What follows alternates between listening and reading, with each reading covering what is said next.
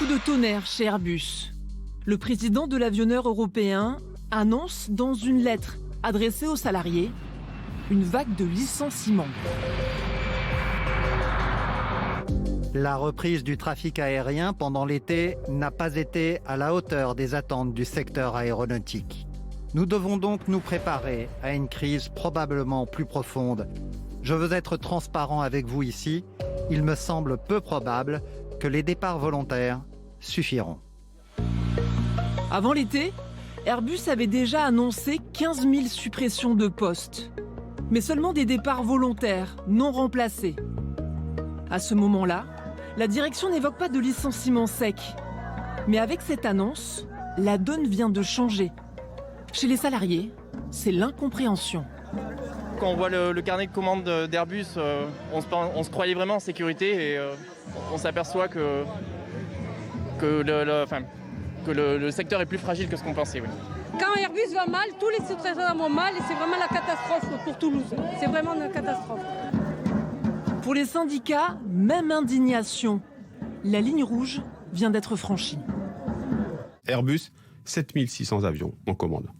À peu près 10 ans de plan de charge. On ne va pas se précipiter à supprimer les emplois et les compétences dans cette entreprise. Il faut d'abord s'inscrire dans les dispositifs qui ont été créés pour ces périodes de crise. C'est quoi? C'est l'allocation partielle longue durée, le chômage partiel de longue durée. Il faut qu'Airbus négocie vraiment un accord d'APLD avant d'annoncer des licenciements secs. Pourtant, il y a à peine 6 mois, Airbus était encore cette success story européenne. L'avionneur produisait la moitié des avions de ligne du monde.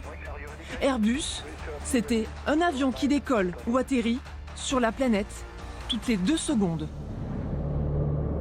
50 ans d'existence fêtés fièrement l'an passé à Toulouse. L'occasion de présenter le petit dernier, le Beluga XL, dont la forme est empruntée aux cétacés.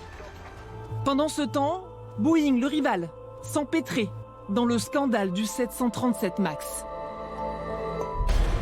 Mais en mars, catastrophe. Le coronavirus cloue les avions du monde entier au sol. Les compagnies aériennes sont à l'arrêt. Airbus voit son carnet de commandes se vider. 40% de livraisons en moins pour les 2 ans à venir.